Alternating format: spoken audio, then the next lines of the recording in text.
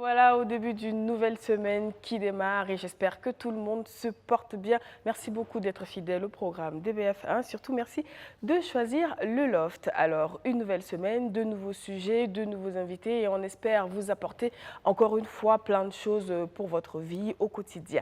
Et aujourd'hui, on a l'immense plaisir d'avoir un invité avec qui on va échanger avant d'aborder notre thème de ce jour. Il s'agit, moi j'ai envie de dire, de la personne pour qui on a inventé le terme attaquant de pointe. Voilà, donc c'est une fierté du 11 national. Je pense qu'il a fait courir, il a fait battre le cœur de beaucoup de Burkinabés à travers le monde. À chaque fois qu'il est sur le terrain, on peut dire qu'on se dit, ah oui, là maintenant, on va faire quelque chose. Oui, on commençait à avoir peur, il est sur le terrain, ça va aller. Oui, on s'invite dans le monde du football. Aujourd'hui, on a l'immense plaisir d'accueillir pour vous Aristide Bansé. Bienvenue sur ce plateau. Bonjour. Comment ça va? Ça va bien. Alors, Aristide Bansé, naturellement, on pense au football, mais surtout, la dernière actualité en date, c'est Aristide Bansé qui décide de mettre fin à sa carrière internationale. Pourquoi? Bon, moi j'ai trouvé que c'était le moment. Voilà, c'était le moment et parce que bon, j'avais quand même l'objectif de jouer cette dernière CAN. Voilà, elle était en 2021. Voilà, maintenant ça a été reporté jusqu'en 2022. Voilà, donc il y a encore assez de matchs encore à jouer. Les éliminatoires, il y a les éliminatoires encore de la Coupe du Monde. Donc à 37 ans, jouer une CAN quand même, bon, j'ai vu que peut-être que c'était le moment, voilà, quand même, de laisser quand même une place aux plus méritants. Voilà, aux plus méritants qui sont derrière, quand même, qui peuvent peut-être faire l'affaire mieux que moi. Mais il y en a qui jouent les CAN à 37 ans. Bon, il y en a qui jouent les CAN à 37 ans, mais moi, j'ai quand même réfléchi, hein, parce qu'aujourd'hui, je suis dans un club qu'on appelle Orea Athletic Club, un club guinéen quand même, qui est quand même classé dans les 10 meilleurs clubs en Afrique. Là-bas, le championnat, quand même, c'est élevé, mais il n'y a pas assez de stades, de terrains. Donc, ça veut dire que je trie les terrains où je me sens à l'aise pour jouer. Donc, ça fait que je ne suis pas forcément à mon meilleur niveau. Si Aristide Bansé était peut-être dans un championnat où le rythme est élevé, peut-être que ça allait prolonger ma carrière encore de 2 ans. Voilà, donc j'ai regardé ça et j'ai trouvé que c'est nécessaire, c'est le moment d'arrêter. Et il paraît qu'au sport, en général, c'est mieux de sortir par la grande porte. Quand on est au top, tranquille. Est-ce que c'est le choix qu'il a fait, Aristide Bansé? Bon, moi, pas forcément, hein, pas forcément, parce qu'il y en a qui vont dire non, il a eu peur, peut-être qu'on le chasse, machin, non. Voilà, il n'y a personne qui m'a fait pression. Voilà, et déjà, on me connaît. Voilà, avec mon caractère que j'ai, il n'y a personne qui peut me faire une pression pour quitter la sélection. Je suis parti de moi-même. Oui. Voilà, même il y en a, même j'ai demandé même la route. Ils ont essayé de me conseiller de rester, mais je suis parti de moi-même. Bon, je pense que c'est un choix. Voilà, soit on accepte de jouer jusqu'à on peut plus, et après tu t'arrêtes seul, ou soit tu acceptes quand même, tu donnes au moins 98% de ta carrière et les 2% tu vas avec tranquillement. Et moi, je pense que c'est ce que j'ai fait comme un choix. Mais ça ne veut pas dire que Aristide Bansé rompt totalement avec le monde du football. C'est pas ce que ça veut dire. Hein. Bon, je pense qu'on peut arrêter de jouer, c'est seulement sur le terrain. Oui. Voilà. De toute façon, Aristide Bansé avec les étalons, sur le terrain, c'est terminé. Mais je peux jouer un rôle quand même très important quand même pour nos jeunes qui arrivent derrière. Parce que je pense que j'ai assez d'expérience. Voilà, j'ai joué dans beaucoup de pays et voilà, j'ai été formé aussi par beaucoup d'entraîneurs, ici en sélection comme en club. Donc je pense que c'est le moment aussi pour moi de partager l'expérience aussi avec les jeunes. D'accord. En tout cas, je suis sûre qu'il y a plein de jeunes qui attendent avec impatience de pouvoir dire c'est Aristide Bansé qui m'entraîne. Mais si on doit voyager un peu dans le passé, au début, à quel moment Aristide Bansé se rend compte qu'il va avoir une carrière internationale de footballeur? À quel moment il a senti ça venir dans sa vie? Bon, en tout cas, c'était pas facile. Voilà, c'était pas facile. Moi, je me rappelle, c'était Abidjan. J'étais à Abidjan. Je suis né là-bas. C'était sur le terrain de Williamsville. Voilà. Moi, je jouais, franchement, le foot avant. Bon, on jouait juste comme ça, pas plaisir, pour s'amuser. C'est pas parce que ça payait dedans. Mais quand même, voilà, c'est la passion. Voilà, moi, c'est la passion qui m'a envoyé dans le foot. Et comme ça, un jour, comme ça, j'étais en train de jouer. Et il y a un président qui passait et qui a vu, et il a vu seulement une seule qualité à moi. C'était les coups de pied, les frappes. Voilà, donc il m'a vu et il a dit non, il veut bien m'amener dans son équipe. Et l'équipe s'appelait RFC Daoukro. c'est le village de l'ancien président de la Côte d'Ivoire, Henri Konan Bédié. D'accord. Et c'est là-bas que le président il allait voir ma mère. Et imaginez-vous, et j'ai été acheté avec 2 poulets. Voilà, 2 poulets. Il a pris 2 poulets, il allait donner à ma maman. Ma maman était contente. Voilà, maman était contente. Elle a dit, bon, il est là, de toute façon, il ne fait rien, il refuse d'aller à l'école, il veut jouer le foot. Donc, comme c'est le foot, va avec lui. Donc, c'est comme ça que j'ai suivi le président aller à Daoukro. Et arrivé là-bas, j'ai commencé à jouer le championnat de première division en Côte d'Ivoire déjà. Donc, c'est là que j'ai vu que je peux faire quand même une carrière. Et là, j'ai commencé, après, je suis arrivé ici au Burkina, avec les dirigeants du Santos.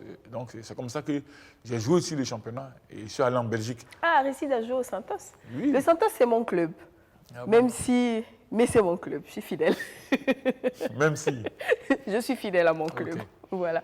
Donc, comment on est reçu au Burkina quand on a quand même commencé en Côte d'Ivoire? Bon, ici, en tout cas, j'ai été bien reçu. Voilà, j'ai été bien reçu, mais c'était difficile.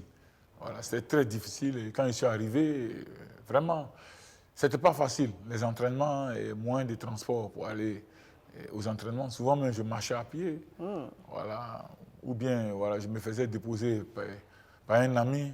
Donc, c'est comme ça que j'ai réussi quand même tout doucement à m'installer.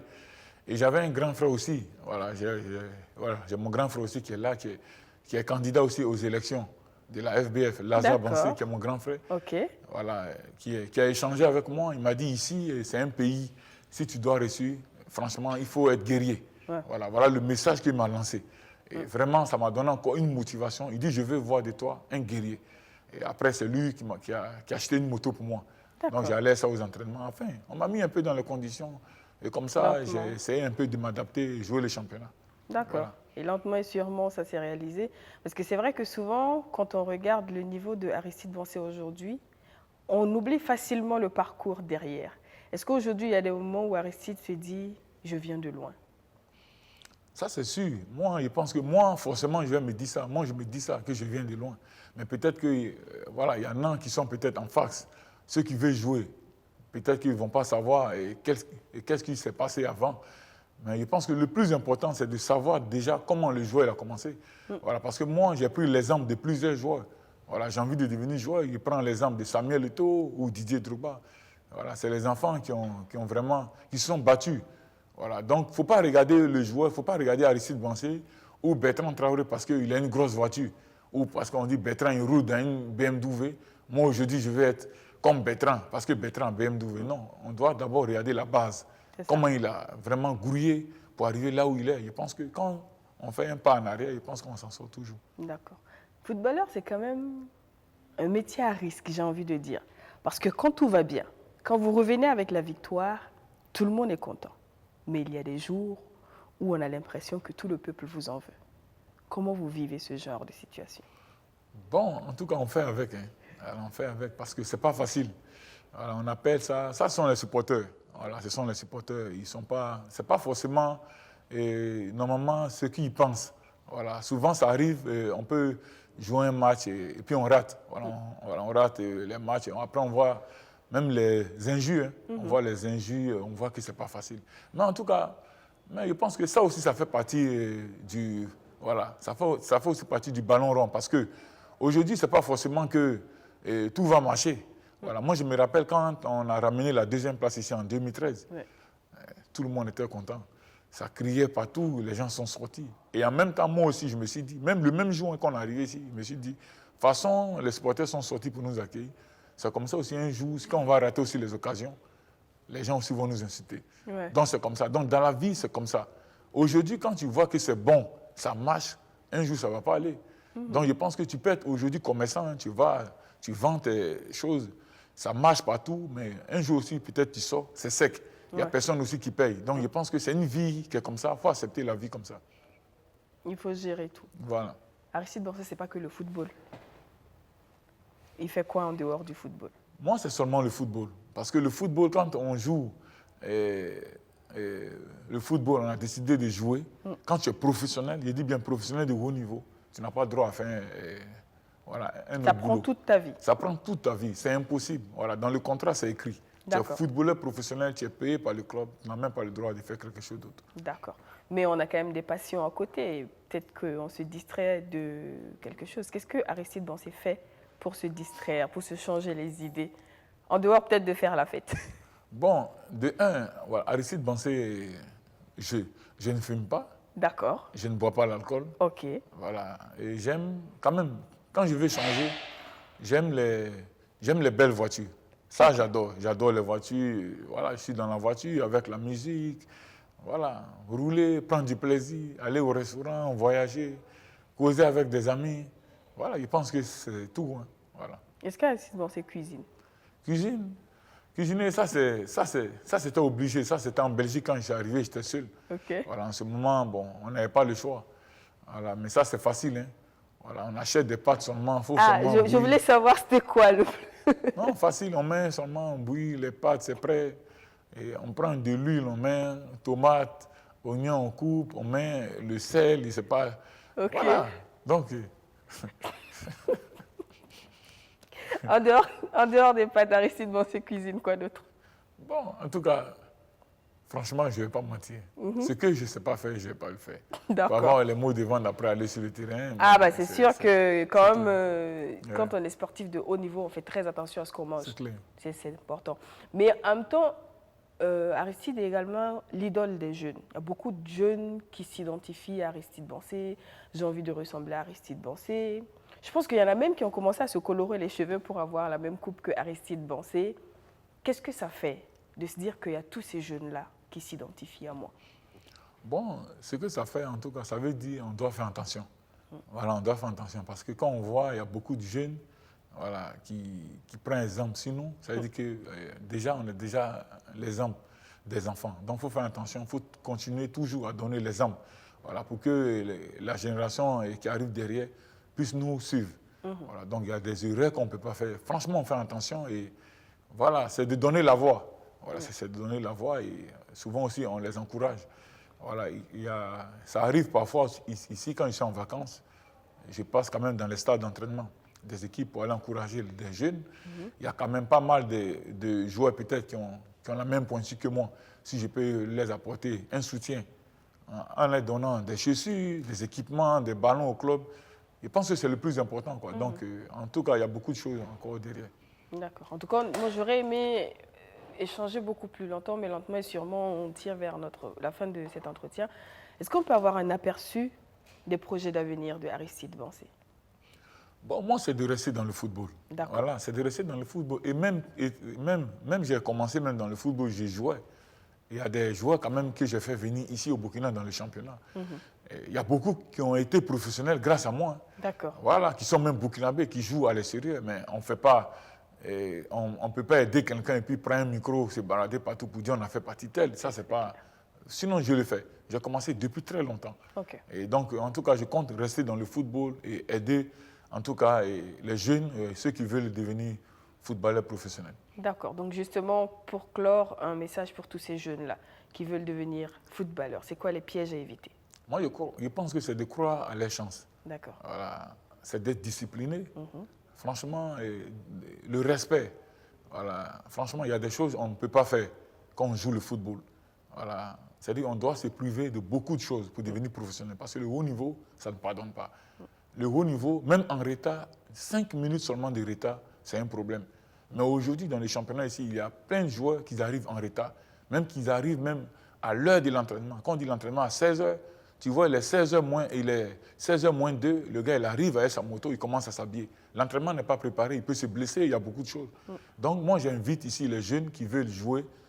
Et quand on dit l'entraînement, c'est 16 h, au moins 30 minutes, 45 minutes au moins pour préparer l'entraînement. Mais en tout cas, de prendre les boulots au sérieux, parce que le football, ce n'est pas de l'amusement. Voilà. C'est ça. En tout cas, merci beaucoup pour le temps accordé. On sait que votre temps est super précieux. On vous dit un grand merci. Bon vent dans la suite. Et on vous invitera certainement un jour dans une cuisine pour voir vos talents de cuisinier.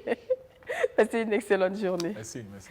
Eh bien, nous, on va pour la suite, donc je vous l'ai dit, on a échangé aujourd'hui avec Aristide Bansé. Mais ne vous inquiétez pas, on a un sujet, on en parle juste après ceci.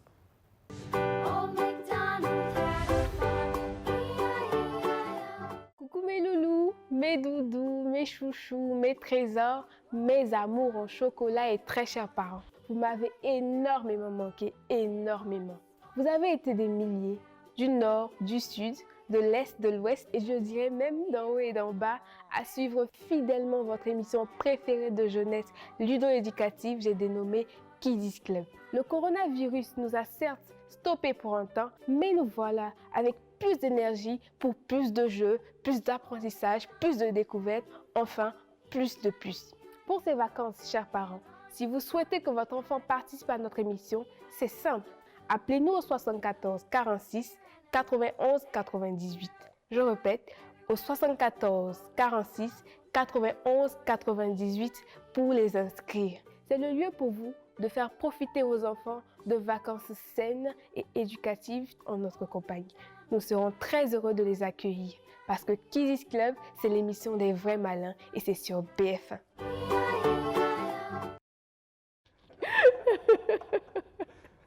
Et nous voilà de retour sur le plateau du Loft. Merci beaucoup de nous rejoindre. Alors, on m'a également rejoint sur ce plateau en attendant les autres invités. Il s'appelle celui-là qui fait la fête tout le temps sans jamais s'arrêter, sauf pour travailler et continuer après. Si je décris mal, tu m'arrêtes.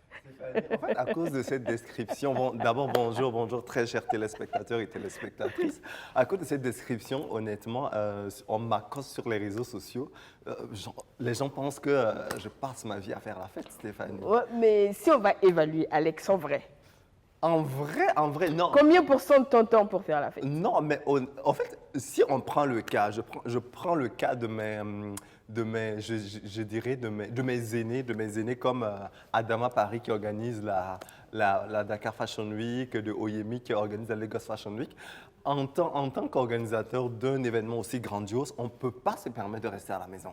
Oui, je suis d'accord. On peut pas, on a une vie sociale. Je me rappelle ce week-end, j'ai fait genre 3 jours d'insomnie. Jeudi, vendredi, samedi, j'ai travaillé comme un malade.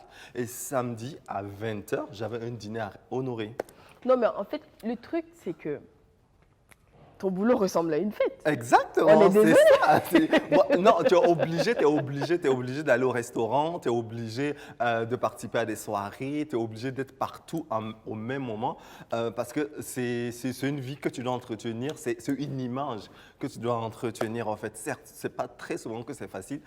Je sais que quand tu t'écroules, tu fais une semaine au lit en fait. Si tu fais une semaine, tu peux pas te relever. Ouais, mais au moins, elle est passionnante. Je pense que si j'avais pas cette vie, je me serais ennuyé énormément. Oh, tu n'aurais pas pu faire autre chose. Non, c'est ça. Elle est passionnante et je remercie tous ces jeunes, toutes ces jeunes personnes qui m'écrivent sur les réseaux sociaux, qui disent oui, tu es un exemple pour nous, tout ça. Donc, tu as intérêt à être un bon exemple. J'espère que je suis un bon exemple. N'espère pas, tu as intérêt à être un bon exemple. Je travaille qu'il faut pour que tu ça. travailles pour ça. Je travaille pour ça. Si, c'est ce qu'on se disait tantôt avec Aristide avant que tu arrives, s'il y a plein de jeunes qui s'identifient à toi, et surtout aujourd'hui où malheureusement on n'a plus les bons référents, tu as intérêt à bien faire les choses en fait. Parce qu'on ne peut pas faire les choses à la légère, parce que ça va suffisamment mal chez les jeunes. Exactement. Tu ne sais pas vers qui aller, ils suivent les mauvais exemples, on prend souvent de mauvaises décisions, avec des conséquences qui vont avec. Mais en fait, le pire, c'est que quand on prend une mauvaise décision, la réponse, en général, c'est « je ne suis pas le seul à qui ça arrive » ou « je ne suis pas le seul à le faire », bien que ce ne soit pas bien. Alors que ce n'est pas parce que vous êtes 10 millions à vous tromper que ça vous donne que vous êtes sur la bonne voie. C'est ça. Vous êtes quand même sur la mauvaise voie, même si vous êtes les plus nombreux. Donc, quand il y a plein qui s'identifient à toi, tu n'as pas le choix. Même si on dit l'échec n'est pas une fin en soi, il faut savoir en tirer les meilleures leçons de ces échecs, au fait. Parce que c'est pas tout le temps qu'on réussit. Quand je parle de ça, je pense à nos chers bacs, à tous ceux qui ont passé le bac. Bachelier, oui. Les bacheliers, je pense que les résultats, c'est le 12. 12 si ou 13, je ne me trompe pas, 12 ou 13, vraiment beaucoup de courage à tous ces jeunes. En fait, le truc, c'est que l'objectif, ce n'est pas d'échouer. Mais il peut arriver qu'on échoue. Et on a envie de dire, l'échec fait partie de l'évolution de la vie. Exactement. Mais je suis d'accord avec quand toi. on échoue, on apprend. Pourquoi ça n'a pas marché? Qu'est-ce qui a mal tourné? Qu'est-ce que je n'ai pas fait convenablement ou qu'est-ce qui est dans l'environnement, parce que ça peut ne pas venir de nous, un échec. Ça peut être dans l'environnement, ça peut être le contexte, ça peut être le moment qui fait que ça ne marche pas. D'accord avec toi. Donc, l'objectif n'étant pas d'échouer, il faut toujours travailler à réussir. C'est ça, en fait, le truc. Pour être honnête, j'ai subi beaucoup d'échecs dans ma vie. J'ai subi beaucoup d'échecs dans ma vie, mais ce n'est pas pour autant que je suis en retard aujourd'hui. Bah non. Honnêtement, quand je vois mon parcours avec tous les échecs que j'ai eus avant, ça m'a permis d'acquérir une certaine maturité dans ma vie professionnelle. Et ça m'a permis de savoir concrètement où je suis et ce que j'ai envie de faire de ma vie. Donc, du coup, comme tu le disais, c'est pas une fin en soi et beaucoup de courage à tous ceux qui sont dans le trou, qui sont dans le noir actuellement. C'est pas beaucoup de courage, vous allez pouvoir vous en sortir. La vie, c'est un combat perpétuel, il faut jamais laisser tomber. C'est sûr, il ne faut jamais baisser les bras, comme on le dit, parce que quand on arrête de lutter, c'est... Je ne sais pas pourquoi on a une discussion aussi sérieuse, toi. C'est la première fois, je pense que c'est la première fois depuis des mois qu'on Comment ça se fait qu'on ait une discussion aussi sérieuse, toi? En fait, honnêtement, ma pensée va à tous ces jeunes bacheliers. Peut-être c'est ça. Ils sont dans l'émotion, ils sont dans le stress, mais relaxez, regardez la télé, allez-y au parc, marchez, relaxez-vous, allez-y prendre un verre au restaurant en attendant que les résultats tombent. Ouais. Peu importe le résultat. De toute façon, en ce moment, vous ne pouvez plus influencer cela. Vous ne pouvez plus influencer. Vous n'avez qu'à attendre et voir. Exactement, bon. C'est ça. Après, si vous n'êtes pas sûr. Mais Stéphanie, respirez, oui. Dis-moi, quand tu passais le bac, tu te rappelles les 2-3 jours avant les résultats, qu'est-ce que tu as fait? Ouais, mais en fait, le truc, c'est que tu revis la composition du tout au tout. C'est du genre, tu es tout le temps en train de dire, est-ce que j'ai bien fait ci? Est-ce que j'ai bien formulé ça? Ça, je suis pas sûre. Ça, je suis passée à côté. Mais en fait, je mettais un point d'honneur à ne pas avoir les bonnes réponses. au cas où. Non, je préfère être dans le doute en mode peut-être, peut-être pas, mais ne pas genre être sûr que non. Donc, je cherche pas forcément la bonne réponse, mais je regarde. En fait, tu revis tout ce que tu as écrit en mode, est-ce que tu es dedans? Est-ce que tu n'es pas dedans? Il y en a qui ont le courage de direct après composition, vérifier pour s'assurer qu'on avait les bonnes ou les mauvaises réponses. Non, je n'ai pas atteint ce niveau-là. Jamais. Même en classe, je le faisais pas. J'hésite, mais je n'ai pas besoin de savoir que je me suis trompée. Donc, on attend. Attends, on va inviter une troisième personne à nous rejoindre dans cette discussion-là. Ce n'est pas forcément notre sujet du jour. Ne vous en faites pas, on en parlera. Mais en attendant, on est tombé dessus, on en parle. Parce que de toutes les façons, en ce moment, il y en a qui attendent leurs résultats. Kodio nous a rejoint, comment ça va? Oui, ça va très bien. Bien. Oui, très bien. Tu m'as l'air bien sérieux toi aussi ce matin, c'est quoi? Ah oui, mais en fait, je rentrais dans votre causerie et je voudrais aussi faire un feedback. Il y a 15 ans où j'ai passé le bac. Donc, wow. Ah ouais, ton bac date de 15 ans. Non, c'est pas sérieux. C'est non, doctorat, c'est 2005, professorat. Ah ouais? Voilà, c'est une histoire de 2005. Quand même, c'est vrai, 15 ans. 2005, je pense, je faisais mes premières bêtises. Voilà. Okay. On va pas rentrer dans tes bêtises, sinon je suis tentée de demander quoi comme bêtises, mais bon, bref. Non, surtout pas. Et c'était comment pour toi l'attente des résultats? 15 ans, est-ce que je me rappelle encore? Oh, tu te rappelles encore de la première fessée que tu as reçue, donc c'est pas 15 ans que tu as oublié. Je crois que même le résultat, on l'a pris sous la pluie. Hein. Ok. À Abidjan, bien sûr, aussi, voilà, quand il pleut, j'ai également. passé le bac sous la pluie. Tu n'as pas de raison pour ne pas aller. Et tu as pris aussi le résultat sur la pluie. En fait, c'est le seul jour où la pluie n'est pas une excuse du tout. Genre, on dit, il pleut, oui, et il y a le bac. Ben oui.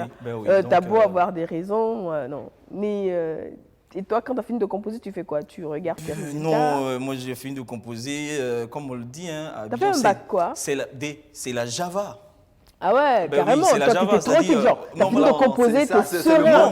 Non, le dernier jour, on se lance quoi. Oui. Dans la ville, on s'amuse. C'est pas fini en fait, genre. Non, mais c'est fini en fait. Le tracas est fini. Mais le résultat, non, parce que de toutes les façons dans la vie, il y a forcément deux résultats quand on passe un examen. Soit tu as ça, ou soit. Non, mais maintenant il y a 3 résultats. C'est soit tu l'as, soit tu l'as pas, soit tu as encore une chance. Bon, ici oui. Ouais. Ben, en Côte d'Ivoire, ils ont annulé ça. Donc à ce temps, il n'y a pas de rattrapage. Tu as ça. Et moi je me rappelle que avant nous, en fait, le bac, c'est ton second tour qui te donnait droit en fait, à passer les dernières épreuves Exactement. pour avoir ton bac. Pour En fait, avoir, bien tu sûr. passais le bac en 2 étapes. C'est-à-dire, il faut d'abord franchir le premier cap Il y a quoi donc avant, Il y a avant, quoi avant de passer le second Parce tour. que ça, C'est-à-dire, là, si t'as- c'était, en fait, en ce moment, en c'était un fait, calvaire. le résultat espéré pour tout le monde, c'est second tour. Bah oui. Parce que si tu n'es pas au second tour, c'est que c'est mort. Parce que c'est au second tour que maintenant tu valides ou pas. Mais maintenant, le second tour, c'est que tu n'avais pas tout bon, mais tu n'es pas suffisamment mauvais aussi Moi, pour j'étais qu'on au te second recale. tour. À mon bac, j'étais au second tour. T'étais au second tour? J'étais au second tour, c'est Waouh. ça. C'était, j'étais. Tu as fait un bac quoi? Un bac A. D'accord. Un bac littéraire. Donc, du coup, j'étais au second tour et c'était vraiment, j'étais crispé, découragé, tout ça. Je me rappelle, mon meilleur ami depuis la maternelle, on était un ami depuis la maternelle, il m'a fait sortir. Il voyait que j'étais complètement à plat, que si je composais comme cela, c'était chaos, quoi. J'allais rater. Ah ouais, c'est sûr que C'est sûr. ça Donc, du mine. coup, il m'a fait sortir. On est allé marcher au parc, après on est sorti, on a pris un verre et ça m'a rehaussé le moral. Il m'a vraiment remonté le moral. Et après, je suis allé tranquillement composer, j'ai réussi et bien. puis voilà quoi. C'est pour ça que je dis, soyez zen, soyez open, ne stressez pas, ça ne sert pas à stresser. Comme Dieu l'a dit, Oui, bien sûr. il n'y a que 2 résultats. Il y a 3 Non, il y a résultats, trois, mais mais au bon. final, il n'y a que 2 résultats. Non, mais même- soit tu l'as, soit tu l'as pas. Oui, mais même ici, pour le troisième résultat, il y a encore 2 résultats. Dans le Exactement. troisième Ouais, mais je veux dire, deux mais- résultats. mais La c'est pour ça que je t'ai finalité. dit- non, en fait, c'est pour ça que je dis, toi, quand tu finis de composer la première fois, genre, tu peux faire la fête. Toi, Mais oui, bien sûr. Mais non. C'est fini en fait. Tu Le stresses. dernier jour, non, il tu n'y a sais plus de pas. stress. Non, non. Est-ce que tu as tout bien fait? Abidjan. Est-ce que ça passe? Est-ce que Abidjan ça et Ouaga, casse? c'est pas la Non. même chose. C'est-à-dire, à l'approche des résultats, là, Tu on recommences commence à à stresser. Voilà. Mais genre, quand tu finis de composer, tu es tranquille. Non, voilà, tu te Oh, non, lâches mon un Dieu, peu. À la et tout route ça, quoi, princesse, bien c'est sûr. sûr que tu étais à la route Ah non, non, non, pas du tout. T'es pas parti à la route princesse. Pas du tout, parce que quand on finit de composer, il est pratiquement 17h, 18h. C'est un bon temps voilà, pour respirer. Donc, on reste dans le petit ghetto là, on est entre potes, les filles et tout ça. On s'amuse, quoi. Voilà. Maintenant, le résultat qui vient, bon, Ce on qui est gère. quoi. sûr, ce qui est commun en Côte d'Ivoire et au Burkina, c'est qu'apparemment, le bac, c'est sous la pluie. Oui, oui, C'est en le saison cas des plus. pluies, Voilà, voilà, il bien sûr. pleut et C'est ça. il faut braver la pluie au cas où il pleut. Et je pense que cette année, le premier jour, il a plu. Pour ceux qui ont passé le bac Oui, cette oui, c'est année, vrai, le premier il a jour, plu, c'était sous la c'est pluie, vrai. il fallait aller C'est vrai, et composer, c'était tu une n'as pas le grosse choix. pluie même, c'était Voilà, une donc très depuis la grosse veille Exact, jusqu'au jour oui, de la jusqu'au jour compo. du bac. Donc, il y a la pluie, il y a les examens, il y a le stress. Mais la saison des pluies également, en général, vient avec son petit lot de bobos que l'on connaît au quotidien. On sait, les moustiques se reproduisent. Ah, Mais pas que. La chose la plus désagréable durant cette saison des pluies, les moustiques. Les insectes aussi. Hein. Ouais, les Parce que- mouches, tout c'est-à-dire, ça. c'est genre, les insectes après de la manière générale. pluie, t'as pas envie d'allumer dehors parce que Bien sûr, tu on a as des des invités insectes. que tu n'as pas invités qui sont là. Mais il y a d'autres qui allument hein, parce qu'ils ils mangent ça. Donc, ils allument pour. Ça dépend, c'est pas tout quand même. Bah, non, mais moi, ce que c'est. Franchement, c'est pas Quand- tous les insectes. Quoi. Quand les ailes tombent, quand les Ouais, ailes les des éphémères, insectes je veux tombent, dire, ils perdent, et puis je bon, sais voilà, ça. ils mangent. Mais au-delà de ça, il y a plein de petites bestioles Oui, bien qui sûr. sentent fort, Ouais, qui ouais, piquent, c'est qui ça. sont là. Et puis, Ça donne la chair de Ça, poule. ça donne des frissons, c'est tout ça. ça. Et il y en a, je me rappelle, il y a des petits insectes, quand ça rentre dans tes cheveux, oh my god. Dans les cheveux. Je te promets, si tu as ça dans tes cheveux, en même temps, tu n'as pas de cheveux. Mais en fait, si tu as ça dans tes cheveux, genre, il s'infiltre jusque tout en bas et puis il se promène dedans. Tu n'arrives pas à l'attraper. Ah, C'est- nous, c'est quand ça rentre dans le pantalon. Et durant la saison des pluies, il y a quelque chose que les femmes ont énormément peur. Non, les femmes ont énormément peur durant cette saison des pluies. Parce que quand il y a les insectes, il y a les geckos qui arrivent aussi dans les maisons. Ouais, c'est pas que les femmes qui en ont peur. Hein. C'est pas que les femmes qui en ont peur. Mais C'est je pas pense que les femmes. qu'elles sont les plus écriées quand elles envoient. hein. Ouais. Il y a des hommes. Hein. Bon, bref, on parle pas des échos, mais on parle plutôt des maladies auxquelles il faut faire attention pendant la saison des pluies parce qu'on est dedans et malheureusement, on est souvent exposé. Ça arrive, il faut faire attention. On a posé justement la question à nos téléspectateurs, à savoir déjà qu'est-ce qu'ils savent des maladies liées à la saison des pluies et comment ils se protègent. Donc, juste après leur réponse, on reçoit notre invité du jour. En période de pluie, les maladies qu'on rencontre fréquemment, c'est la dengue. On a le palu, on a le rhume et puis la grippe. Il y a l'angine, il y a la toux. Il y a les maladies bourbouyes. Les enfants, ça concerne. Il y a du boue un peu partout. Donc ça provoque aussi plaie, ça provoque tout. Donc c'est ça qui amène tout ça là. Moi personnellement, je fais pratiquement le palu 2 fois dans l'année. Et chaque année, je suis obligé de changer d'autres types de produits. Il faut laver les mains. Tout ce qui est genre saleté, il faut s'en débarrasser. Cherchez des tisanes, vous préparez bien, toute la famille utilise, ta famille va rester toujours sain et sauf. Et j'invite quand même les populations de faire très attention, de se protéger aussi les enfants pour ne pas que rentrent dans l'eau sale. On doit aller à l'hôpital ou bien prendre le tisane. Il y a le petit père qu'on a fait avec les feuilles du beurre du karité. Il y a le yamadia. Moi, la meilleure solution que j'utilise, c'est dormir sous moustiquaire. Nos parents nous ont légué certaines choses, notamment les traitements avec les racines, les feuilles des écorces d'arbres. Voilà, maintenant, il reste à prouver l'efficacité. Mais de nos jours, il y a aussi les produits pharmaceutiques. Et bien voilà, donc il y en a qui ont cité, il y en a qui nous ont dit comment ils font pour se protéger. Oui, on a vu qu'il y avait un petit spécialiste des plantes apparemment, donc il a une jolie carrière. Et pour parler de ce sujet-là, nous recevons comme invité le docteur Savadogo, il est spécialiste en maladies infectieuses. Il nous a fait le plaisir d'être là aujourd'hui, alors qu'en principe, il exerce dans le Nord. C'est bien cela, docteur? C'est ça, merci. Bienvenue sur notre plateau. Ça, il marche bien. Merci. Comment vous allez? Je vais bien. Ça fait vraiment plaisir de vous avoir sur ce plateau. Et on imagine quand même que c'est une saison où ça bouge beaucoup chez vous. Oui, on peut dire que nous sommes dans la période des traites où les choses bougent beaucoup. Mais si ça bouge beaucoup chez nous, la population n'aime pas trop ça. Ben oui. En fait, nous, on fait partie. Il y a des personnes... quand ils choisissent leur métier, on a juste envie de leur dire que vous n'avez pas de travail, quoi. Parce que si le médecin ne travaille pas, c'est dire que tout le monde se porte bien.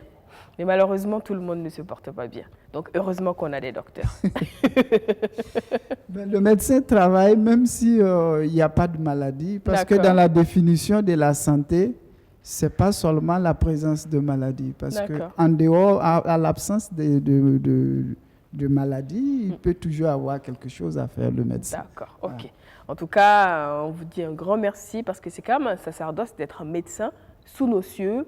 On sait le besoin, il est réel et surtout en cette saison. C'est ça. Donc, moi j'ai envie de savoir, en ce moment, on nous parle beaucoup de paludisme qui est une grosse cause de mortalité quand même chez les enfants de moins de 5 ans. Effectivement. Donc, cette année, comment ça se passe? On peut dire comme d'hab, comme d'habitude, le paludisme sévit toujours. Même si le paludisme a été supplanté par l'actualité médicale, mais il faut reconnaître que le paludisme est là et il continue de tuer. Malheureusement. Et même peut-être plus.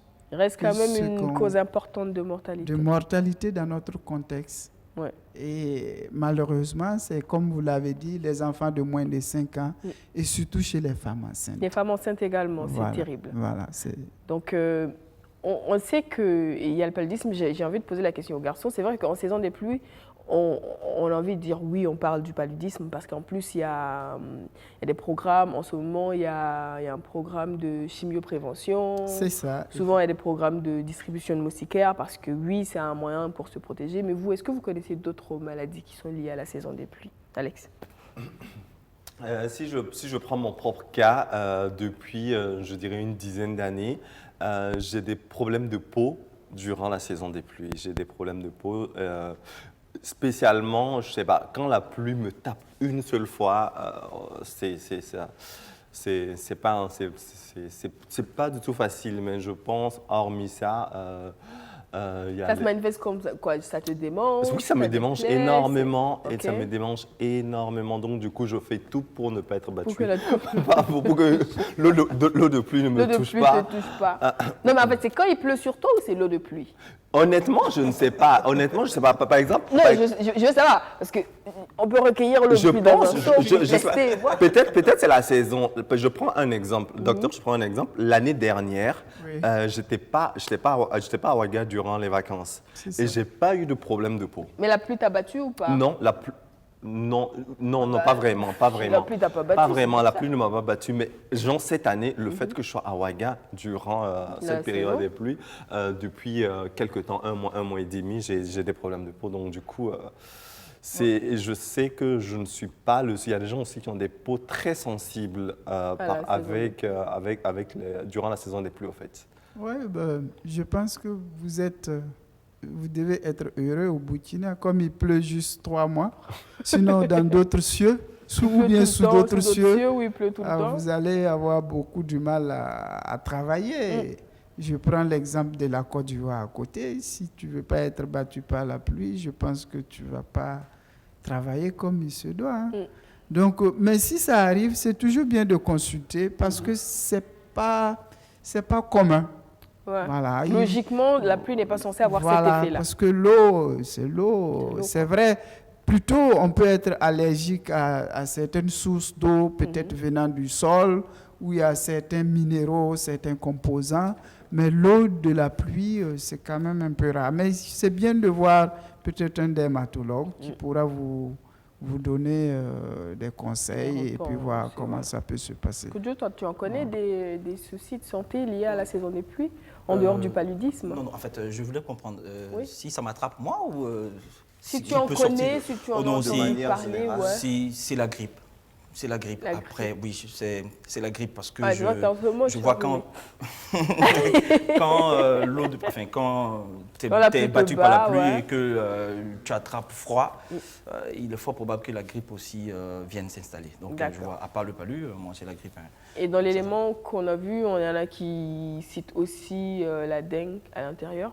Oui, actuellement, les principales maladies qui sévissent dans notre contexte, c'est surtout le paludisme, comme on l'a déjà dit, suivi de la dengue.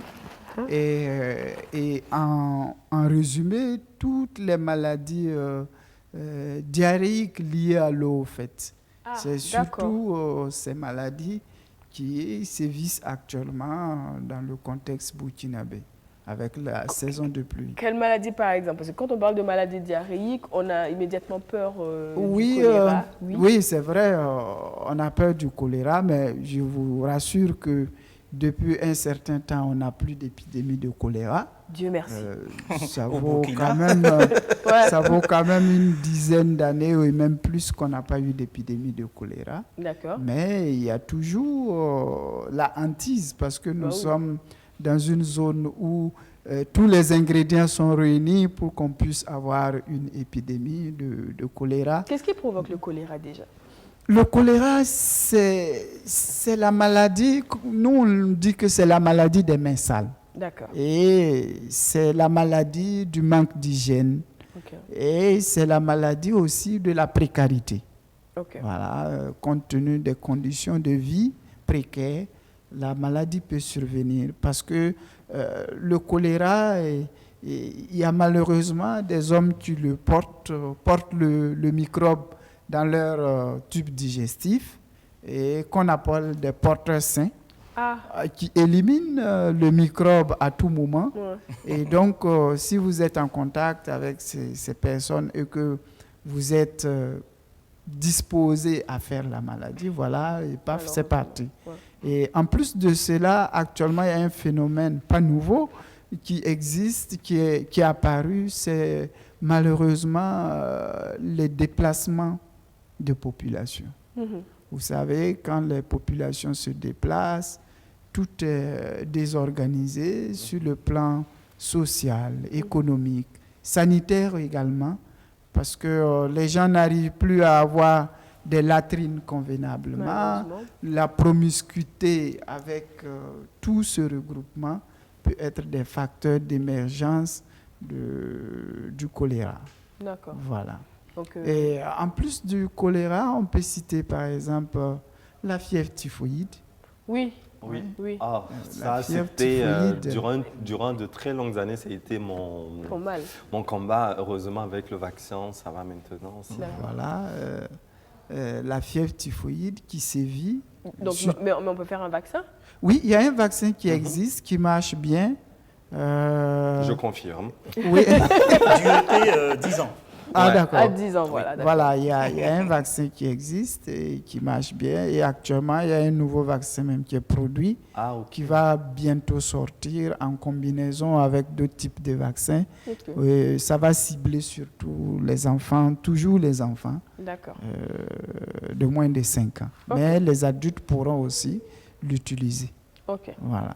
Donc fièvre typhoïde aussi. Fièvre quand même. typhoïde aussi. Et puis, il ne faut pas oublier les autres, nous on les appelle les autres parasitoses, voilà. C'est-à-dire les autres bêtes, comme vous l'avez dit, les autres vers intestinaux qui peuvent surgir parce qu'actuellement il y a de l'eau.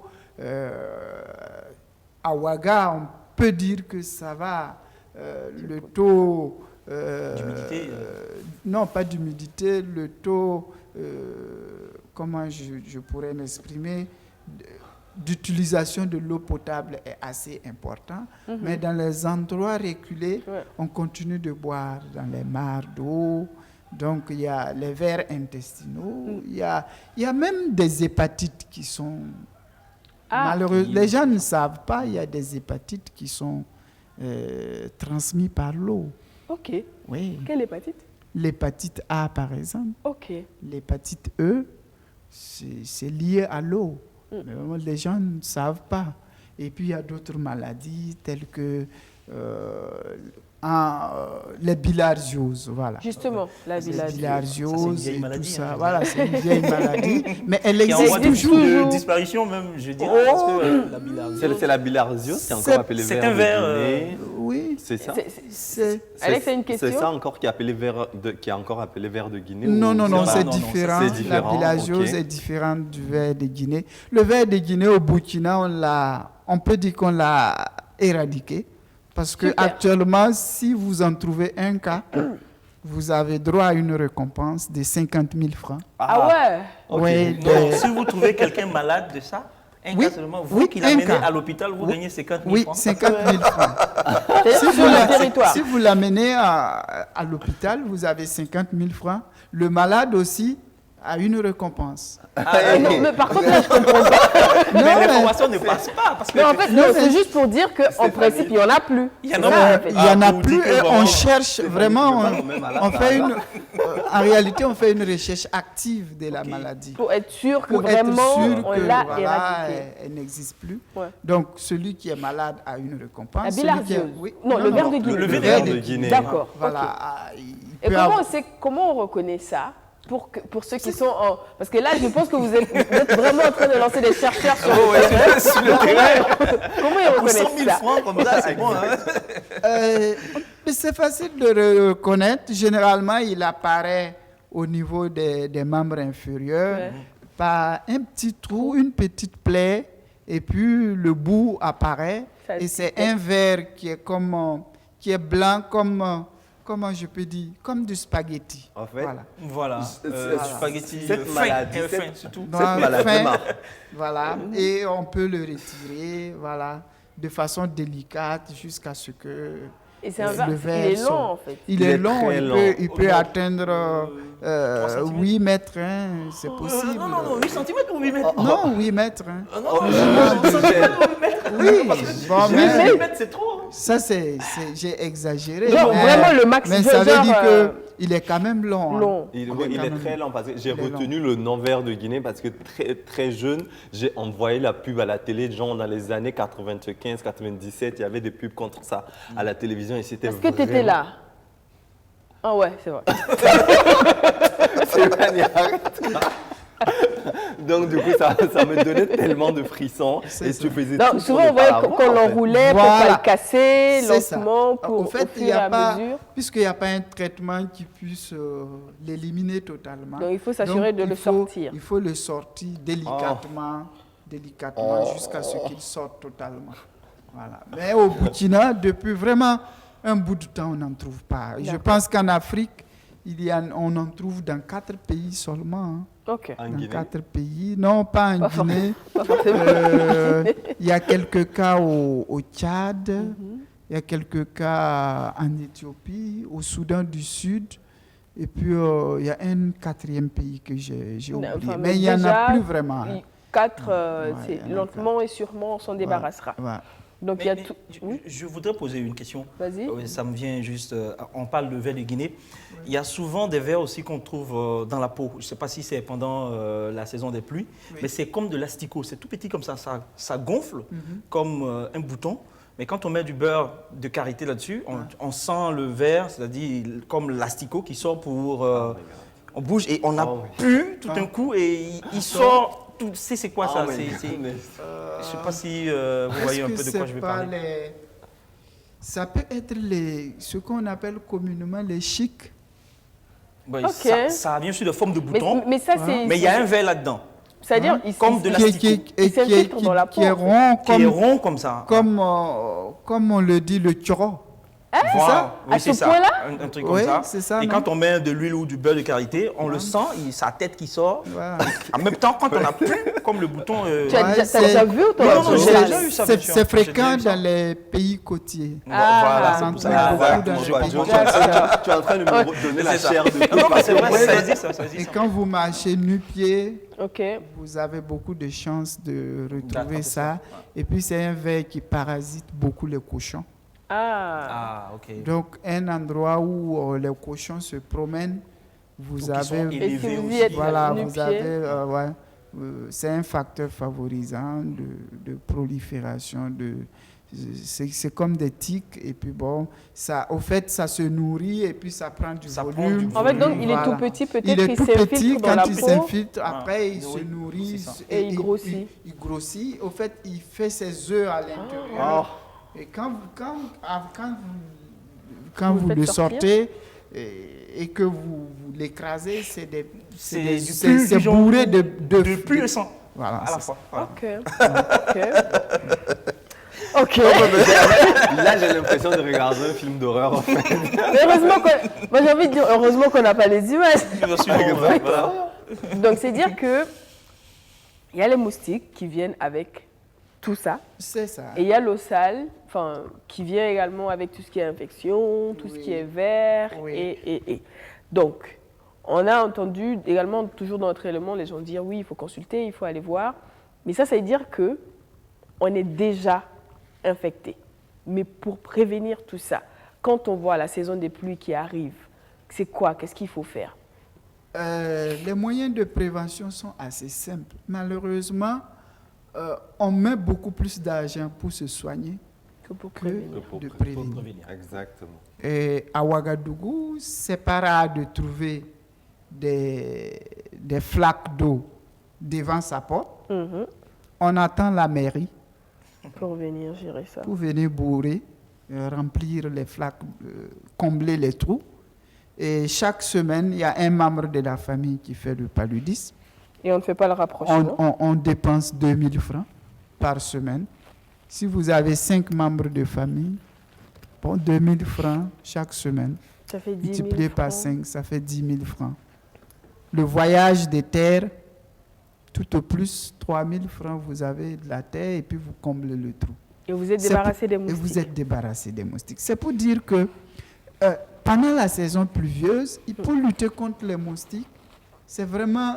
Il faut se débarrasser de... Nous, on les appelle en gros les gîtes où les moustiques peuvent pondre. D'accord. Et c'est les flaques d'eau, c'est les boîtes de conserve déposées dans le coin de la maison qui recueillent de l'eau. Même si c'est 2 millilitres d'eau, ça suffit pour le moustique pour pondre. C'est le vieux pneu qu'on a changé, le pneu du véhicule, ou bien le pneu de la moto qu'on a changé et que les enfants jouent avec, qu'on a déposé, qui recueille de l'eau. C'est les canaris cassés. C'est nos ronds-points dits Vichère de Ouagadougou. C'est l'usine de production des moustiques.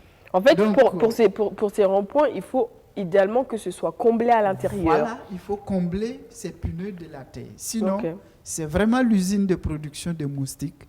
Ce qui fait que, on a le paludisme. Souvent, on a des personnes qui, comme solution contre les flaques d'eau, quand ils élaguent les arbres chez eux, mettent ces branchages-là dans l'eau. Sauf que moi, j'ai le sentiment que ça empire la situation. Oui, effectivement, puisque ce n'est pas de la terre. Au contraire, ça va dégager une odeur Exactement, nauséabonde oui. parce que les feuilles vont pourrir et c'est pas bon, ça attire davantage les insectes. Ouais. Donc, il faut lutter contre ces vieux pneus, ces vieilles boîtes, ces caniveaux qui sont bouchés, qui recueillent de l'eau, ces eaux usées qui circulent. Vraiment, c'est ça. Ce qui fait que la lutte contre, par exemple, les maladies à transmission vectorielle, ce n'est pas une lutte seulement de la santé.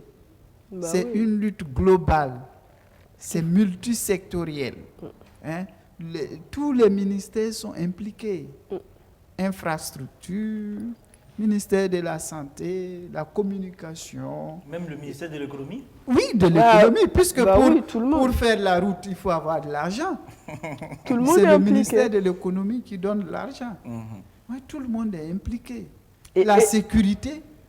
Et au-delà des ministères, moi j'ai envie de dire au niveau individuel. Au niveau individuel, malheureusement, les gens ne veulent plus développer ce civisme-là.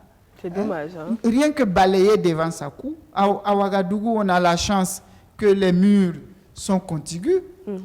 Si chacun balaye devant sa cour, c'est sûr finalement, la ville de Ouagadougou est balayée en une seule journée. Voilà. Souvent, on reproche également aux plantes à la maison d'attirer des moustiques. Ça dépend des types de plantes. D'accord. Les plantes avec des feuilles imbriquées, par exemple, il y a des arbres, il y a des plantes où les feuilles sont assez larges et qui sont collées au tronc, et puis il y a ça recueille de l'eau. Qui recueillent un peu d'eau. Ok. Ce sont des plantes qu'il faut de temps en temps, soit vous amenez des insecticides pour pulvériser, ou bien il faut les tailler en cette période de pluie parce que ça recueille de l'eau.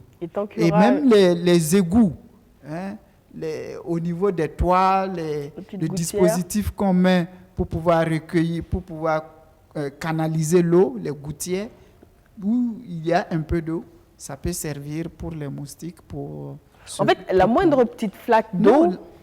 La moindre goutte d'eau. Carrément, la moindre goutte d'eau. Ouais, la moindre goutte d'eau. Et le moustique, il est là, il pond. Puisque, en réalité, le moustique se nourrit pour pouvoir pondre. C'est ça. C'est pas son aliment habituel. Mais il se nourrit pour pouvoir féconder, pondre et puis se reproduire. C'est-à-dire qu'en dehors du sein, le moustique, il vit. Oui, il n'est pas obligé de nous piquer. Non. Mais quand il le fait, c'est pour se reproduire. C'est pour se reproduire. Ah. Donc, si vous avez des moustiques à domicile, voilà, vous piquent la nuit, il féconde ses œufs, il va pondre, demain il revient encore, il se nourrit. Bon, mais il ne va pas dépasser 24 heures. Ça dirait de vie, non, ça dépasse, le moustique vit plus que 24 heures. Plus que 24 heures. Oui. Donc 72 heures. Plus que ça, le moustique peut... Que la mouche même. C'est pas un éphémère. Hein, c'est pas un éphémère. Le moustique vit longtemps quand même. Ouais. Il vit longtemps. J'ai pas la durée exacte. Il se reproduit en quantité. Mais il peut vivre au moins plus d'une semaine, hein, le moustique. Bah voilà. Non, donc... Donc, c'est-à-dire que dès qu'on voit les premières... Mais en dehors de la saison des pluies, si on a ce dispositif-là, en fait, le moustique continue de se reproduire. Mais oui, malheureusement, tant qu'il y a de l'eau... Le moustique qui continue sa vie. Voilà. D'accord. Tant qu'il y a de l'eau, le moustique, il est là. Maintenant, pendant la saison pluvieuse, il y a une exacerbation parce que les points d'eau deviennent... Bah oui, il pleut. Et il y a partout de l'eau. Voilà, j'ai envie de vous poser une question. Je ne suis pas sûre que vous ayez la réponse, mais j'ai quand même envie de la poser. Oui. Pourquoi on a l'impression que les gens n'entendent pas que pour lutter contre le palu, il faut lutter contre le moustique? C'est une impression personnelle. Hein? J'ai l'impression que les gens ne l'entendent pas. Non, les gens entendent, mais je pense que c'est au-delà un peu de leur capacité. D'accord. Parce qu'à domicile, vous pouvez mettre des grilles. Anti-moustique au niveau de la porte, de la fenêtre. Vous dormez sous moustiquaire. Mais au maquis. Justement, au maquis. Au maquis, oui. On peut se couvrir. Hein, un bon pantalon qui va dire. Pourquoi? Et puis bon, voilà. Un polo bien manche longue. Et puis bon, voilà. Aux propriétaires du maquis, la pluie s'approche. où la saison des pluies est là. Oui. Nous sommes des clients fidèles, tu es au courant qu'on est là. Mais si tu veux qu'on continue de venir, tu as intérêt à prendre des dispositifs contre les moustiques. Ça, c'est un exemple. Mais quand vous prenez les rues de Ouagadougou, les caniveaux. Ouais, c'est ça. Hein? Exactement. Et des On peut quartiers. tout, vous pouvez balayer bien à la maison. C'est chez vous, mais... Oui, mais les caniveaux. Les vieux pneus qui traînent partout. Avec cette importation, pas anarchique, mais de... Parce que nous sommes devenus la poubelle des pays dits développés. On déverse tout ici, c'est France au revoir. Nous aussi, on reçoit comme du pain béni. Un jour, j'ai été chez le vulcanisateur pour changer mon pneu et j'ai trouvé qu'il avait allumé les serpentins pour pouvoir lutter contre les moustiques. Et je lui ai posé la question, pourquoi dans la journée tu allumes ça? Il dit, ici, j'ai tout le temps des moustiques. J'ai dit, mais regarde derrière toi, tu as des pneus. Mais c'est dans ces pneus-là que les moustiques se reproduisent. Que lui n'avait pas fait le lien. C'est ça, ouais. C'est vrai que souvent on ne le sait pas. Mais pour les pneus, moi j'ai envie de dire, docteur, qu'il y a de l'espoir. Parce qu'aujourd'hui, quand même, il y a plein de jeunes qui font de la récup de vieux pneus, qui font des objets de décoration, qui font des jardins hors sol. C'est pas encore entièrement éradiqué, mais il y a de plus en plus de jeunes qui s'adonnent à ça. Je me dis peut-être qu'on a de l'espoir par rapport aux pneus. Oui, on a de l'espoir, mais il faut qu'on aille plus vite. Plus vite que ça. Ouais, il faut qu'on aille plus vite.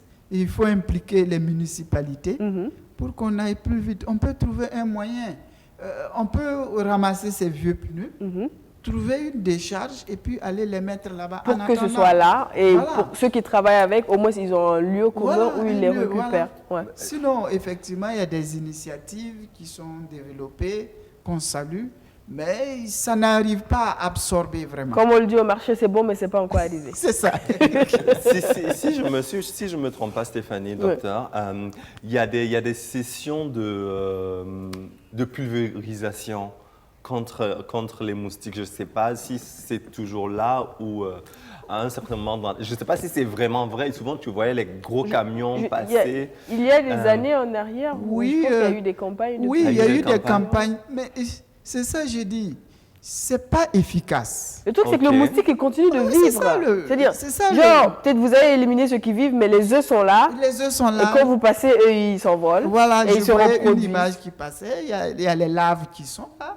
Donc, c'est pas efficace. Voilà, il y a des larves qui sont là. Vous avez tué les moustiques qui se promènent, mais ceux qui sont... Ceux qui ne sont pas encore sortis. Donc, c'est des méthodes. Au début, on a pensé que c'était la solution. Mais on s'est vite aperçu que non, c'est des mesures complémentaires. Voilà. Ça ne règle mais ça ne règle pas vraiment le problème. Et c'est un problème de développement. Exactement. Voilà. Ailleurs, ils ont réussi parce qu'il y a eu un certain développement qui s'est mis en place. D'accord. Parce que je dirais ce qui est un peu dommage, tu peux parler à une personne de comment se prévenir du paludisme, mais aujourd'hui, nous n'oublions pas que, je ne connais pas les pourcentages, peut-être Stéphane, tu peux me dire, combien % de personnes vivent avec moins de 1 euro par jour au Burkina Faso? Je pense que c'est énorme. Donc, du coup, je n'ai pas le chiffre en tête comme ça, mais je sais que c'est un gros pourcentage. C'est plus de la moitié, moitié de la population burkinabé. Je ne sais pas où tu veux en venir, mais justement, cette population qui vit vraiment en dessous du seuil de pauvreté, souvent comme on le dit, n'a pas intérêt à être malade. Ah oui. Parce que c'est des dépenses supplémentaires. Elles n'ont pas aussi les moyens de se prévenir. Non, parce qu'en fait, le truc, c'est quoi? Quand tu dis les moyens de se prévenir, tu vas jusqu'où? Parce que le docteur l'a dit, c'est déjà commencer par éliminer tout ce qui est source de prolifération du vecteur chez toi. Et je me dis que pour ça, tu n'as pas à débourser des tonnes d'argent. Ah oui. Donc, c'est ça en fait aussi le truc. Quand tu n'as pas les moyens, tu n'as pas intérêt à avoir des dépenses. Parce qu'aujourd'hui, si tu n'as pas de quoi nourrir ton enfant qui n'a pas 5 ans et qu'il se retrouve hospitalisé, il n'y a personne qui viendra le soigner pour toi. C'est vrai qu'aujourd'hui, effectivement, il y a des mesures qui sont prises pour que les enfants de moins de 5 ans soient pris en charge dans les hôpitaux. C'est ça. Mais quand même, c'est mieux qu'ils ne soient pas malades. Ah oui, hein, sinon ça aggrave encore la pauvreté. C'est ça. Parce que le peu qu'il a mis de côté ou épargné, il va devoir l'utiliser pour pouvoir soigner la et nourrir personne cet malade. enfant pour qu'il ait de la force. C'est ça. Docteur, j'ai envie de vous poser la question. Vous pensez que les mesures mises en place par les autorités compétentes dans la gestion de ces crises durant la saison des pluies, elle est efficace? Est-elle suffisante? Est-elle stratégique pour un pays comme le Burkina Faso? Oui, c'est des mesures efficaces parce que c'est des mesures qui ont montré leur preuve dans d'autres contrées, dans d'autres pays, qui ont même réussi à éliminer le paludisme. C'est les mêmes mesures qu'ils ont utilisées. Maintenant, il faut intensifier, au fait. C'est ça. Il faut intensifier, il faut en faire vraiment une cause, comme dit, une cause nationale. C'est vrai qu'elle est prioritaire, mais il faut un engagement fort de tout le monde. En fait, que c'est ce surtout soit ça. le politique, que ce soit la population, que ce soit la société civile, Tout le que monde. tous les acteurs se mettent à l'œuvre pour qu'on puisse. Sinon, les mesures qui sont mises en place sont des mesures efficaces, notamment la prise en charge rapide. Actuellement, le paludisme chez les enfants de moins de 5 ans et chez les femmes enceintes, c'est gratuit. Chaque 5 ans ou chaque 4 ans, on distribue des moustiquaires imprégnés. Exactement. Malheureusement, on les retrouve dans les mares. Ouais, Parce qu'on malheureusement. l'utilise pour pêcher du poisson, Sérieux? ou bien on utilise pour faire des haies, pour protéger les jardins, ou bien on utilise pour en faire, pour stocker des déchets. des Oui, on en déchets. voit aussi souvent, Voilà, effectivement, vous voyez. malheureusement. Donc, c'est efficace, les moustiquaires. Actuellement, je sais que peut-être la semaine qui va venir, il y a la chimioprévention. Et saisonnier. C'est quoi, c'est la chimioprévention? La chimioprévention, J'ai jamais entendu parler. Ah ouais? Jamais. D'accord. C'est-à-dire qu'on vous donne des médicaments OK. pour vous protéger, pour permettre à ce que vous ne fassiez pas le paludisme. OK. Et Là, mais là, je crois que c'est assez très efficace. Même. Et là, Pour les oui, enfants. c'est très Non, mais il y a efficace pour chez les les grands aussi, enfants. hein. Ah bon? Parce que quand on le fait, on voit que les enfants qui font le paludisme et même qui font le paludisme grave a beaucoup régressé depuis qu'on a commencé faire la chimioprévention. à l'appliquer. Voilà. Et nous, les adultes, Et c'est ça. Où Non, peut-on l'avoir? Oh, les C'est une adultes, campagne gratuite comme la les adultes vaccination. savent se débrouiller là. Voilà, c'est ça. Mais le palu attaque tout le monde. oui. Mais c'est plus grave chez les bébés et les femmes enceintes. Normalement, un adulte burkinabé Fait. qui En général, ils vont même plus à l'hôpital quand ils ont le et palud. qui Ils vont à se la porte pharmacie. bien ne meurt pas du paludisme. Peut-être prêtez-moi le mot, un benguis, oui. Ouais, c'est vrai que leur sang n'est pas habitué. Oui, peut-être, voilà. mais Et nous, eux, ils font très gaffe quand ils nous rentrent qui quand même. vivons au Burkina, on est piqué chaque fois par les moustiques.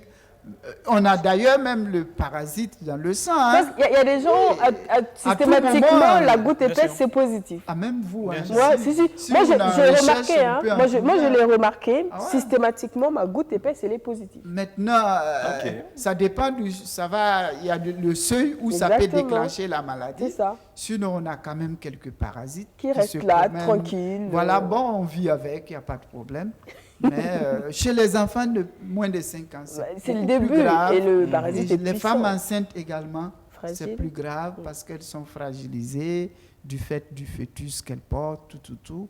Donc, chez ces personnes. Donc, on donne les médicaments et au Burkina, on commence à partir des saisons pluvieuses jusqu'au mois d'octobre, novembre. oui. Et puis, on arrête. C'est juste 4 mois ou 5 mois qu'on donne la Aux prévention. enfants. Chez les femmes Mais- enceintes aussi, il y a une prévention. D'accord, mais quand on parle d'une maladie quelconque, on parle de système immunitaire très faible. Donc, Oui. c'est les globules blancs qui sont très faibles, je dirais. Est-ce qu'on ne peut pas prévenir aussi par la nourriture? Parce que pour quelqu'un aussi qui mange très bien et que ses hormones se rétablissent rapidement ou bien son système devient très bon, est-ce qu'il ne peut pas prévenir la maladie? Oui, ça dépend des types de maladies. Au fait. Non, le palu même surtout. Le palu. Parce que je me dis que c'est un système immunitaire qui est affaibli quelque part. Donc, si ce virus ou ce microbe-là se promène aussi tranquillement dans notre corps, ça veut dire qu'ils ont cohabité déjà avec nos globules blancs. Ils sont parentés. Non, malheureusement, pour le palu. Ils ne sont pas parentés. Non, mais bien sûr, parce qu'ils sont normalement être détruits par le globule blanc.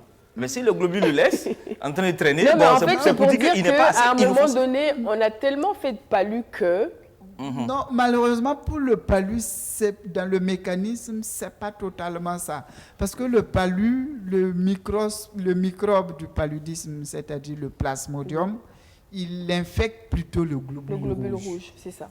C'est vrai. Ah, d'accord. C'est une infection des globules rouges. D'où souvent l'anémie en cas de... Voilà, oui. c'est ça qui provoque l'anémie. Ce n'est pas le globule blanc qui est attaqué. Et pour cela, se nourrir bien, c'est vrai, ça a un avantage. Ça vous permet de résister quand vous aurez le palu. Mais ce n'est pas par là vraiment que vous allez pouvoir résister efficacement contre le palu. Ouais. Il faut plutôt éviter que le microbe se retrouve dans votre organisme. Et puis le fait d'être piqué, d'avoir quelques germes dans l'organisme, il y a ce qu'on appelle une immunité développée à partir des anticorps. Voilà. C'est des petites molécules, des protéines qui circulent dans l'organisme et ces anticorps peuvent être développés, ce qui fait que vous pouvez avoir le paludisme, mais vous n'allez pas faire la forme grave. Vous allez faire, puisque dans le palu, on a le paludisme simple et puis il y a le paludisme grave. Vous allez faire le palu, mais pas la forme grave, parce que vous avez développé des anticorps, vous avez bien mangé, vous êtes bien nourri. Voilà, donc vous n'allez pas faire la forme grave. Être un peu malade, voilà, 2-3 jours, et ça puis passe. ça va reprendre. Voilà. Mais pour d'autres, ils vont se retrouver alité. C'est ça, voilà. Être hospitalisé, être transfusé, parce qu'ils sont anémiés, voilà, c'est ça. Mais un autre risque avec le palu, c'est que souvent, on confond le palu avec la dengue. Oui, puisque c'est les mêmes manifestations. Ouais. Et c'est les mêmes symptômes. C'est à peu près pas les mêmes moustiques. Oui, mais c'est quand même des moustiques. C'est Il paraît que c'est le moustique. Non, mais c'est la nouvelle, non? Qui est là. C'est ce moustique-là qui transmet la dengue. C'est ce moustique-là tigre. voilà, le moustique tigre, c'est celui-là qui transmet la dengue. Mais moi, je voudrais savoir, c'est le féminin, c'est un moustique mâle ou femelle? Parce que pour le palu simple, c'est femelle là qui... Docteur, je le vois venir. Le moustique de la dengue, c'est femelle ou c'est mâle? Même pour le palu, c'est la nouvelle femelle. Oui, non, c'est la femelle. Mais ici, on l'appelle Aedes, c'est l'Aedes femelle, puisque c'est elle qui pond les œufs. Donc, elle a besoin de se nourrir. Malheureusement, la dengue, c'est un virus. C'est un virus, c'est pas un microbe. C'est pas un parasite comme le paludisme. paludisme. C'est un virus avec 4 types de virus qui circulent. Au Burkina, je crois que il y a 3 types qui circulent actuellement. On n'a pas encore trouvé le 4e, mais il y a 3 types de virus qui circulent. Et quand vous êtes infecté par un virus, vous êtes protégé contre ce virus, mais il y a 2 autres qui sont encore là. Il y a 3 autres qui sont encore là. Il faut faire la maladie de tous ces 3 pour être totalement protégé. Malheureusement, dans la dengue, la gravité, il y a la première épisode qui peut être grave, mais malheureusement, les infections secondaires constituent le risque de gravité. Avec un autre type de virus, c'est ça? Avec un autre type de virus. D'accord. Voilà. Donc, c'est dire qu'en fait, c'est un virus. Donc, logiquement, le premier, vous avez des anticorps.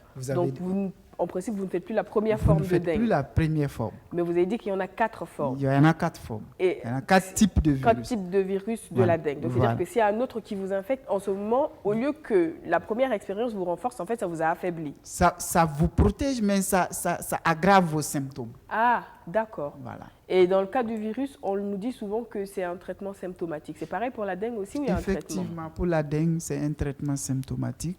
Jusque-là, on n'a pas encore trouvé un traitement qui puisse tuer le virus. Non, c'est l'organisme qui se défend et qui se débarrasse du virus. Tant qu'il peut. Voilà, c'est un traitement symptomatique. Pas de vaccin non plus pour le moment? Si, il y a un vaccin, Mais l'efficacité du vaccin n'est pas très importante parce qu'il protège autour de 60%.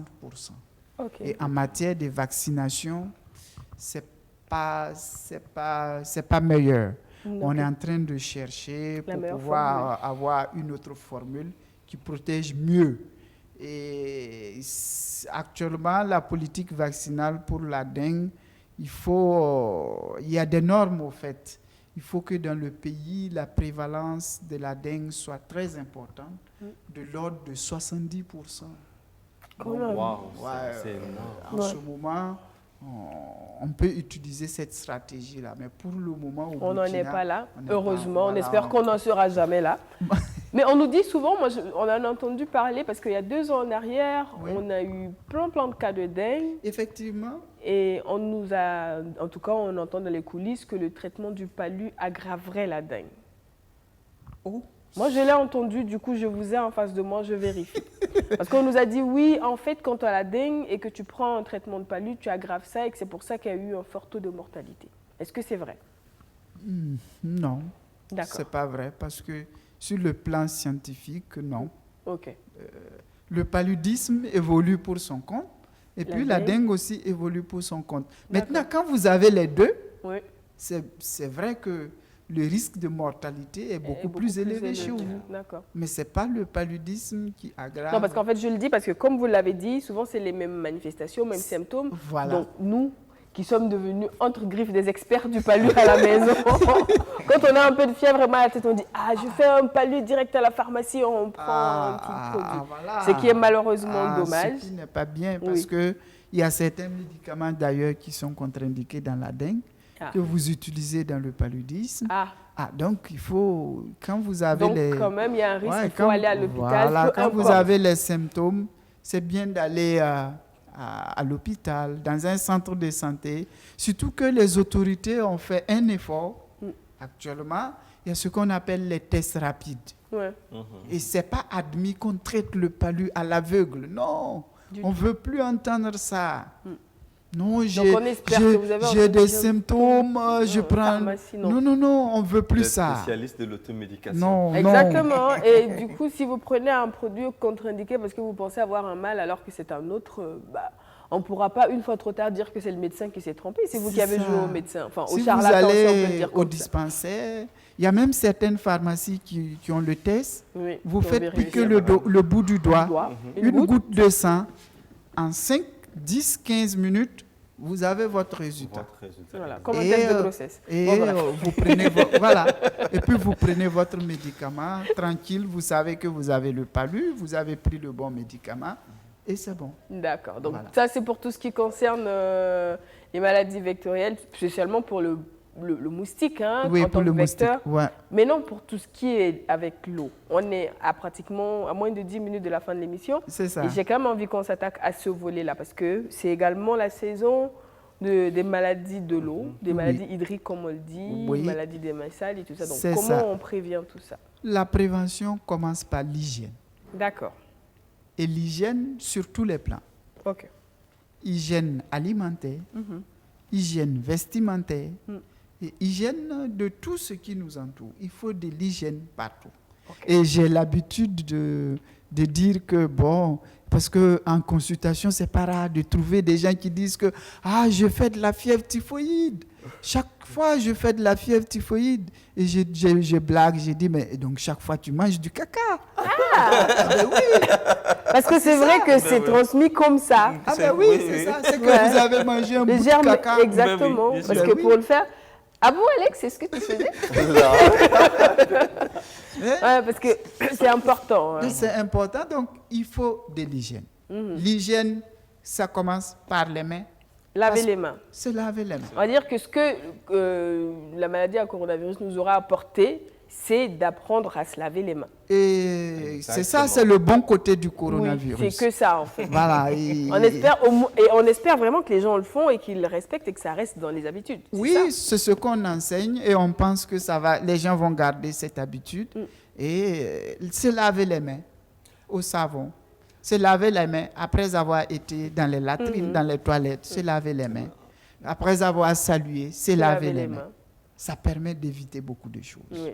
Docteur, Oui. moi j'ai juste une petite question. Nous sommes au Burkina Faso Ouais. et très tôt les enfants de 4, 5, 6 ans dans les quartiers, il suffit qu'il pleuve Oui. et la maman a juste le dos tourné, l'enfant Commence à court bouffer la terre. dans les flaques d'eau dans le Oui. quartier. Et Oui, oui. juste après, par exemple, après que l'enfant ait pris un bain dans Oui. ces flaques d'eau, quelle Oui. est la conduite à tenir pour un parent? Un parent, dès que l'enfant revient, on ne peut pas empêcher les enfants de sortir. C'est pas possible. Mais dès que l'enfant revient, premier réflexe, lave-toi les mains. Première chose. Et c'est quelque chose qu'il faut enseigner à l'enfant. Mhm. Généralement, les enfants, dès l'école préscolaire, Ouais, on maternelle, les apprend à se se laver les mains. Mais à la maison, il faut avoir ce réflexe. Ouais. Et quand vous sortez même avec les enfants, de retour à la maison, Direction laver les mains. après avoir déposé les sacs, vous dites à l'enfant, viens, on va se laver les mains. Mhm. Et ça reste dans la tête. Et ce qui fait que lorsqu'il va sortir, dès qu'il revient à la maison, son premier réflexe, Peut-être c'est se laver la main. les mains.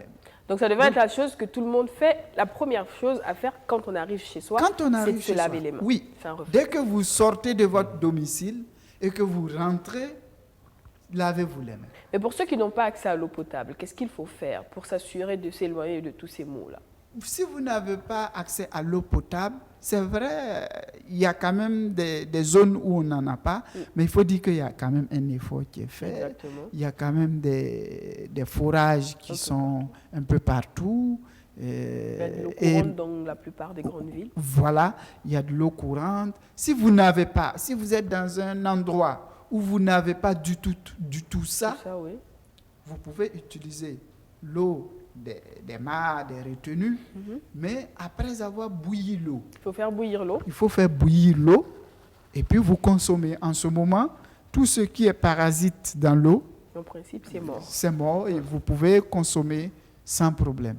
Vous pouvez filtrer également l'eau Ouais. et de façon moderne, il y a ce qu'on appelle, il y a des comprimés pour pouvoir Effectivement, il y a des désinfecter comprimés pour l'eau désinfecter l'eau. et en fonction de la quantité, vous ajoutez des comprimés, ça neutralise tout ce qui est germe et puis vous pouvez consommer l'eau sans problème. Donc si d'aventure vous voyagez, que vous n'êtes pas sûr d'avoir de l'eau potable sur place, il faut peut-être se munir de ces comprimés-là Voilà. en se disant au cas où. Et au ça fait moins- partie de la trousse du voyageur. D'accord. Voilà, normalement, un voyageur, il doit avoir ces comprimés-là parce que je ne sais pas là où est-ce qu'il peut aller et vous utilisez comme ça. Et ces comprimés sont Non, accessibles. en pharmacie. Oui, c'est vendu en pharmacie. Non, en Ces prix pharmacie. ce sont des prix sociaux. Oui, c'est accessible. Et le puis Javel, ça marche aussi? Oui, l'eau de Javel marche L'eau de très Javel bien. aussi. Mais il faut faire C'est le attention au meilleur, dosage d'ailleurs. quand même ou pas? Oui, il faut Oui. savoir doser, bien sûr. C'est le meilleur, l'eau de Javel. Ouais. Il faut savoir doser. Et c'est l'eau de Javel qu'on utilise dans l'eau de l'ONEA. Bien sûr, bien sûr. L'eau courante qu'on consomme, c'est du chlore. C'est On désinfecté met au du chlore, chlore. oui. L'ONEA met du chlore depuis sa base. Mhm. Ça circule Ouais. dans la tuyauterie. C'est vrai Et que puis, j'ai eu la chance de il voir ça une fois, Il vous effectivement. arrive des fois de prendre de l'eau au robinet et puis elle est un peu laiteuse. Là. Oui, quand on ouvre fraîchement, c'est... Voilà, c'est du chlore. Mais ça se dissipe vite. Oui, oui, oui. À l'air libre, Ah ça oui. s'évapore. C'est vrai que quand tu te sers immédiatement, c'est comme du lait, mais Voilà. après... C'est pas ça- dangereux pour la santé. Non, c'est pas dangereux. Je pense que c'est bien dosé quand même. C'est pas très bien dangereux, dosé. c'est bien calculé. Si c'était dangereux, on était tous... Ouais, c'est sûr qu'il y a longtemps... C'est bien dosé au fait, ça, D'accord. il n'y a pas de Eh problème. bien, docteur, on arrive à la fin du temps qui nous était imparti. Un petit dernier message pour tous les parents qui nous regardent, pour tous ceux qui ont des enfants en bas âge, pour Oui. cette saison. Oui, pour cette saison, le dernier mot, c'est surtout adopter les mesures de prévention pour se protéger contre les moustiques. C'est par exemple les moustiquaires, éliminer les gîtes des moustiques, C'est ça. utiliser les répulsifs aussi, Exactement. les crèmes anti-moustiques. Oui. Et puis, comme le frère l'a dit, utiliser les habits qui couvrent bien si vous êtes au maquis. Et en parlant de crème anti-moustique, il y a une pommade made in Burkina qui est très efficace contre les moustiques, franchement. Ah, voilà. J'ai pas le droit de faire la Ou pub. toutes sortes de piqûres, d'insectes. Ouais, peut-être Oui. aussi. Tu l'as essayé? Si. Efficace. Je sais de quoi tu parles, mais honnêtement, je connais les fabricants, mais je Oui. ne l'ai pas encore essayé. Il est efficace, franchement. Je vais vous mettre un petit indice sur ma page Facebook après, parce que je peux pas. C'est très efficace, franchement. Et en plus de cela, pour les maladies liées à l'eau, surtout les maladies diarrhéiques, il faut se laver les mains, l'hygiène des aliments, l'hygiène de l'eau, couvrir les aliments pour éviter les mouches et consommer de l'eau potable. Si vous n'en avez pas, il faut bouillir l'eau. On peut utiliser l'eau des puits et puis bien bouillir. Ça permet d'éviter beaucoup de maladies de la saison. Merci beaucoup. En tout cas, on comprend qu'en ce moment, votre temps est super précieux. Donc, le temps que vous nous avez accordé, franchement, il est, on va dire, on ne pourrait pas payer cela. On vous dit vraiment un grand merci. Non, c'est moi qui vous remercie parce que c'est une occasion aussi pour nous de sensibiliser. Parce que c'est bien de soigner, mais c'est mieux de prévenir et de sensibiliser. Exactement. Voilà. Eh bien, les garçons, j'espère que vous avez appris quelque chose aujourd'hui. Énormément. Oui. Je sais que Kodjo va se mettre à la recherche de la pommade. Pas de la pommade, mais plutôt de quelqu'un qui est infecté par le ver de Guinée. J'espère que tu ne le trouveras pas. Oui, bien sûr. Parce que ça prouvera qu'il n'y en a plus.